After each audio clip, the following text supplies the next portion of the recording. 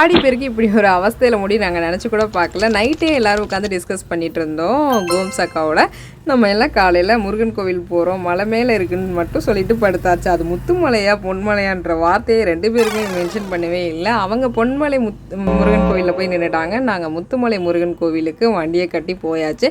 போய் பார்த்து ஒரு 12 கிலோமீட்டர் போனதுக்கப்புறம் தான், ஏன் இன்னும் வரல, ரொம்ப நியர்பையில் வந்துட்டிங்களே அப்படின்னு கேட்டும், நாங்கள் அந்த கோவிலை நோக்கி தான் வந்துட்டுருக்கோன்னு சொல்லி, நாங்கள் இந்த கோவிலில் நிற்கிறோன்னு அவங்க சொல்ல, நாங்கள் அந்த கோவிலுக்கு போயிட்டுருக்கோன்னு சொல்லி கடைசியில் 2 பேருமே சாமி கும்பிடாமல் வந்துட்டோம். ஸோ அது ரொம்ப சேடு. அப்புறம் ஈவினிங் வந்துட்டு டிமார்ட் போயிட்டு எனக்கு ஒரு பேக் வாங்கணுன்றதுக்காக பார்த்தேன். சரி, ஓகே நெக்ஸ்ட் டைம் வாங்கிக்கலாம் அப்படின்னு சொல்லிட்டு விட்டாச்சு. அதுக்கப்புறம் கப் கலெக்ஷன்ஸ் தான் அங்கே ரொம்ப அழகாக இருக்கும். அண்ட் அங்கே இருக்கிற எல்லா செராமிக் ப்ராடக்ட்ஸுமே ரொம்ப குவாலிட்டியாகவும் இருக்கும். ஸோ அதில் டிமார்ட் வந்துட்டு பெஸ்ட்டுன்னு சொல்லுவேன்.